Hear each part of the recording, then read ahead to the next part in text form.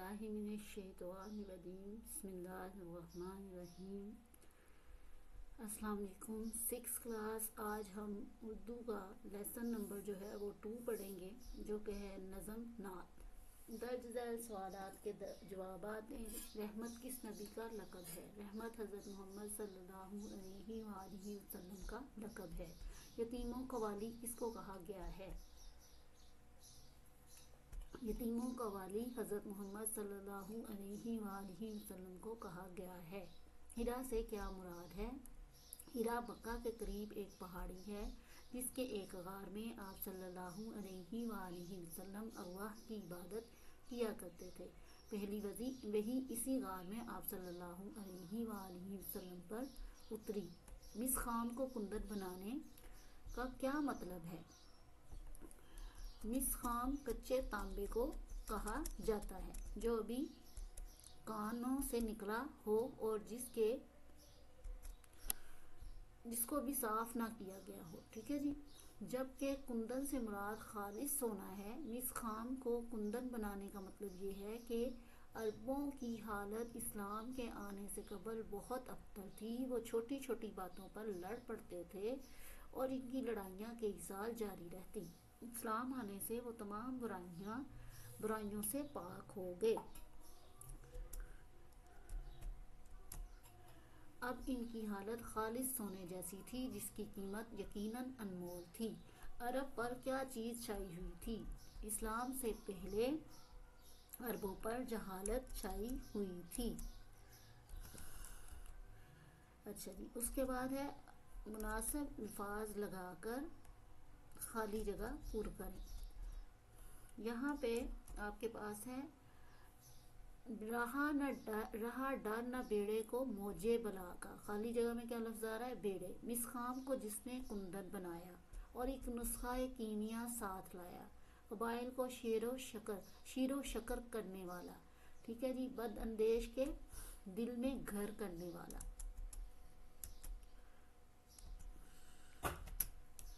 आगे देखिए, दुरुस्त जवाब की निशानदेही करें। बेड़े को किसका डर ना रहा?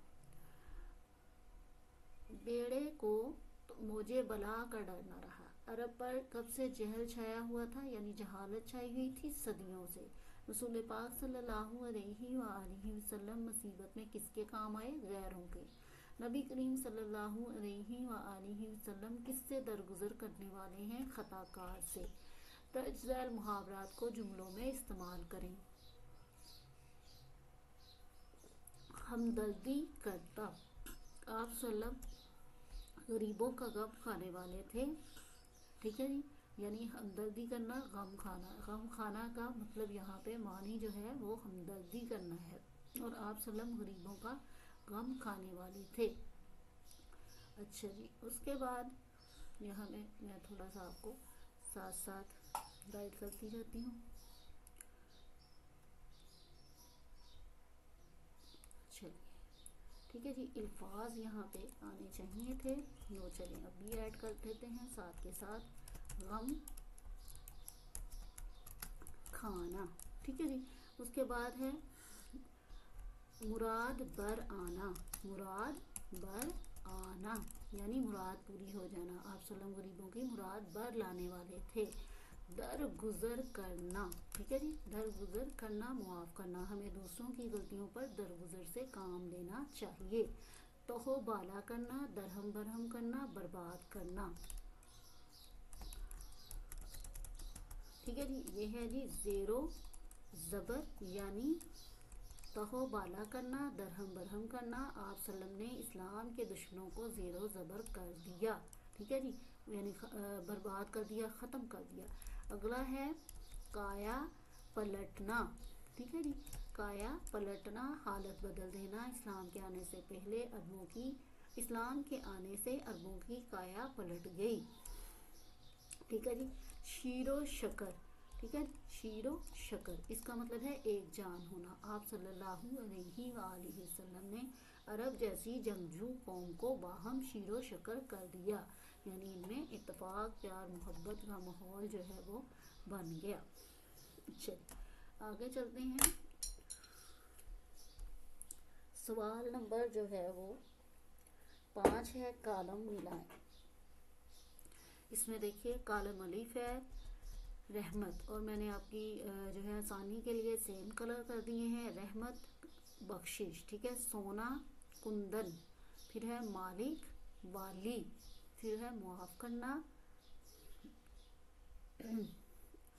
کرنا درگزر کرنا، پھر ہے خطا کار گناہگار، ٹھیک ہے جی۔ اس طرح سے آپ کے یہ جو ہے سیم کلر جو ہے وہ کیا گیا ہے تاکہ آپ کو کالم ملانے میں آسانی ہو۔ متعلقہ الفاظ میں اور متعلقہ الفاظ میں سیم کلر جو ہے وہ ایڈ کیا گیا ہے۔ الفاظ کے معنی لکھیں۔ ملجا جائے پناہ، ماوا ٹھکانہ، کایا حالت، کرنوں سے صدیوں سے، بداندیش بدخواہ۔ الفاظ کے متضاد لکھیں۔ مصیبت کا جو ہے وہ الٹ آنا چاہیے تھا، سکھ، ٹھیک ہے جی۔ غریب امیر، زیر زبر، کھڑا کھوٹا، ادھر ادھر۔ اعراب کی مدد سے تلفظ واضح کیجیے۔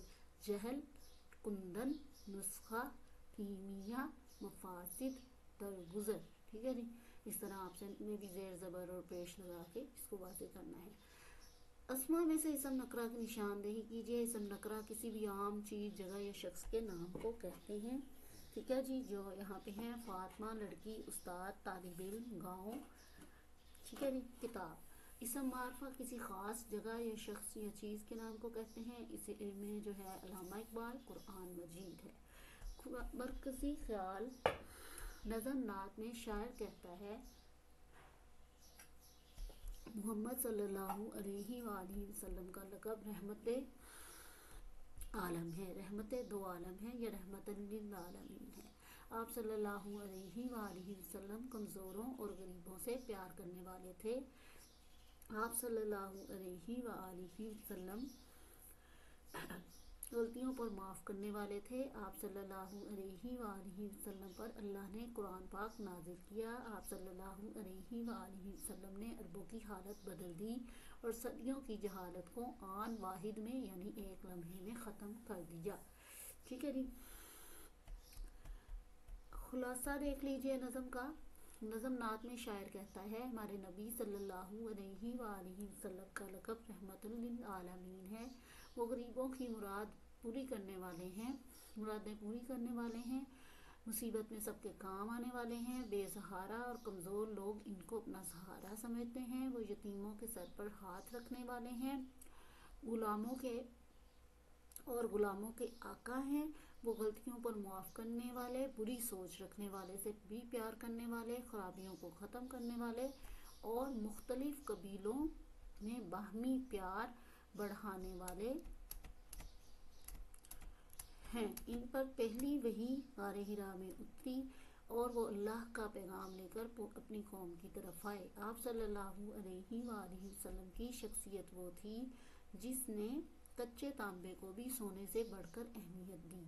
آپ صلی اللہ علیہ وآلہ وسلم نے کھڑے اور کھوٹے کی الگ الگ حیثیتیں بتائیں، اپنی قوم کو جہالت سے نکال کر ان کی حالت ہی بدل دی، اور آپ صلی اللہ علیہ وآلہ وسلم کے ماننے والے نہ صرف اس دنیا میں بلکہ اوپروی دنیا میں بھی کامیاب ہوں گے، یعنی آخرت میں بھی کامیاب ہوں گے۔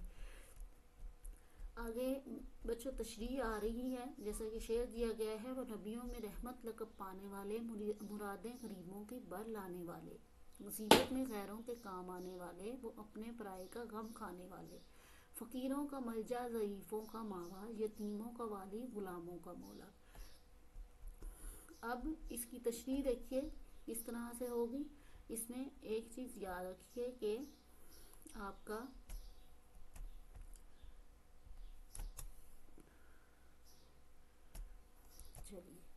جب بھی آپ نے تشریح کرنی ہے سب سے پہلے آپ نے نظم کا نام لکھنا ہے، نعت، پھر شاعر کا نام لکھنا ہے خواجہ الطاف حسین ہادی۔ جو بھی نظم کا نام ہو جس کی آپ تشریح کر رہے ہیں اس کا نام لکھنا ہے، ٹھیک ہے جی، اور اس نظم کے شاعر کا نام لکھنا ہے۔ ابھی ہم نعت کی تشریح کر رہے ہیں تو نظم کا نام نعت ہے اور شاعر کا نام خواجہ الطاف حسین ہادی ہے۔ اب اس کی تشریح دیکھ لیتے ہیں۔ حضرت محمد صلی اللہ تعالیٰ علیہ وآلہ وسلم کا لقب رحمت للعالمین ہے۔ آپ صلی اللہ علیہ وآلہ وسلم غریبوں کی امیدیں پوری کرنے والے ہیں، مصیبت کے وقت غیروں کے کام آنے والے ہیں، اپنوں کے علاوہ دوسروں سے ہمدردی کرنے والے ہیں، یعنی غیر لوگوں سے بھی ہمدردی کرنے والے ہیں جو کہ رشتہ دار نہ بھی ہوں۔ آپ صلی اللہ علیہ وسلم نے بے کسوں کو سہارا دیا، کمزوروں کی داد رسی کی۔ آپ صلی اللہ علیہ وآلہ وسلم یتیموں کے والی اور غلاموں کے آقا ہیں، ٹھیک ہے جی، جن کا کوئی نہیں ہے ان کا آپ صلی اللہ علیہ وسلم جو ہے وہ ساتھ دینے والے ہیں۔ اگلا دیکھیں، خطا کار سے درگزر کرنے والا، بد اندیش کے دل میں گر کرنے والا، مفاسد کو زیر و زبر کرنے والا، قبائل کو شیر و شکر کرنے والا، اتر کر ہرا سے سوئے قوم آیا اور ایک نسخہ کیمیا ساتھ لایا۔ آپ صلی اللہ علیہ وآلہ وسلم کی شخصیت ایسی ہے کہ آپ صلی اللہ تعالیٰ علیہ وآلہ وسلم سے کوئی غلط سلوک بھی کرتا تو آپ صلی اللہ تعالیٰ علیہ وآلہ وسلم اسے معاف فرما دیتے۔ آپ صلی اللہ تعالیٰ علیہ وآلہ وسلم کا برا سوچتا ہو جو بھی شخص تو آپ صلی اللہ علیہ وسلم اس کے ساتھ اچھا سلوک کرتے۔ انسانوں کے اندر جو جھگڑے پیدا ہو چکے تھے آپ صلی اللہ علیہ وسلم نے انہیں صلح جوئی کی طرف مائل کیا، مختلف قبیلوں کو پیار محبت کا ماحول دیا۔ آپ صلی اللہ علیہ وآلہ وسلم غار حرا میں محو عبادت تھے، یعنی مصروف تھے، جب اللہ تعالیٰ نے آپ صلی اللہ علیہ وسلم پر وحی نازل، اللہ تعالیٰ کی طرف سے وحی نازل ہوئی، اور یوں وہ قرآن جو ایک نسخہ کیمیا سے کم نہیں آپ صلی اللہ علیہ وسلم اپنی قوم کے پاس لے کر آئے۔ شعر ہے، مسخام کو جس نے کندن بنایا، کھرا اور کھوٹا الگ کر دکھایا، عرب جس پہ کرنوں سے تھا جہل چھایا، پلٹ دی بس ایک دن میں اس کی کایا، رہا نہ ڈر بیڑے کو موجے بلا کا، ادھر سے ادھر پھر گیا رخ ہوا کا۔ حضرت محمد صلی اللہ علیہ وآلہ وسلم نے عربوں کو جو کچے تانبے کی مانند تھے ان کو سونے سے بھی زیادہ قیمتی بنا دیا، یعنی ان کی جو برائیوں کی جو ہے وہ عادتیں وہ چھڑوا دیں، ٹھیک ہے، اور ان کو جو ہے اچھی عادات اپنانے کی طرف لے آئے، اور اس بلند اخلاق کو اپنانے کی وجہ سے وہ جو ہے وہ کچے تانبے سے سونا بن گئے، یعنی وہ خالص لوگ بن گئے، اخلاق میں خالص ہو گئے، اپنی جو نیتیں ہیں اس میں صاف ہو گئے، اپنے اخلاق میں صاف ہو گئے، مطلب جو برائیاں تھیں ان کے اندر وہ انہوں نے چھوڑ دیں اور جو اچھائیاں تھیں ان کو اپنا لیا۔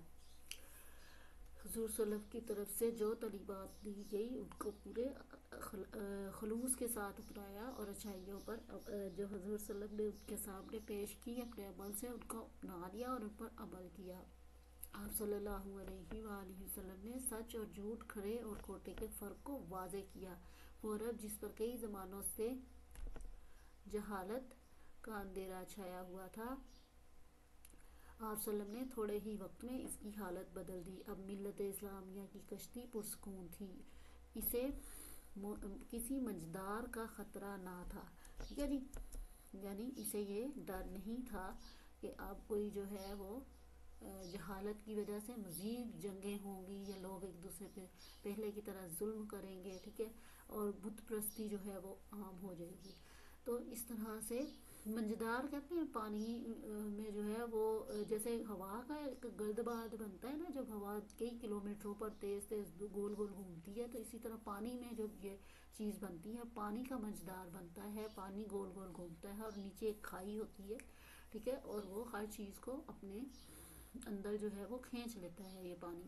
تو اس چیز کا جو ہے ملت اسلامیہ کو، مسلمانوں کو خطرہ نہ تھا کہ اب دوبارہ سے جو ہے وہی پہلے ہی جہالت والی رسوم جو ہیں وہ دوبارہ آئیں گی، کیونکہ ہوا کا رخ کشتی کے مخالف نہ تھا بلکہ اس کے موافق ہو چکا تھا، کیونکہ لوگ اپنی فطرت پر آ چکے تھے، یعنی دین اسلام جو عین فطرت ہے اس پر لوگ آ چکے تھے، اسلام کو اپنا چکے تھے، اس لیے اسلام پر عمل کرنے میں جو ہے وہ بھلائی ہی بھلائی ہے، دنیا میں بھی اور آخرت میں بھی۔ یہاں کچھ کثیر الانتخاب بھی ہیں جو آپ کی ایکسرسائز میں شامل نہیں ہیں، نوٹس کے طور پہ شامل کیے جا رہے ہیں۔ وہ نبیوں میں رحمت لقب پانے والے، مصیبت میں غیروں کے کام آنے والے، خطا کار سے درگزر کرنے والے، قبائل جمع ہے قبیلہ کی، نسخہ کیمیا سے مراد ہے قرآن مجید، خطا کار سے درگزر کرنے والے، مسخام کو جس نے کندن بنایا، رہا نہ ڈر بیڑے کو موجے بلا کا، عرب پر جہالت چھائی ہوئی تھی، ٹھیک ہے جی۔ नबी करीम सल्लम किससे दरगुजर करने वाले थे? खताकारों से। ठीक है जी। इस तरह से बेटे आपका ये जो दूसरा लेसन है उसके नोट्स और एक्सरसाइज कंप्लीट हो गई। इंशाल्लाह अगली वीडियो में अगला लेसन जो है वो उर्दू का पढ़ेंगे। तब तक के लिए इजाज़त, अल्लाह।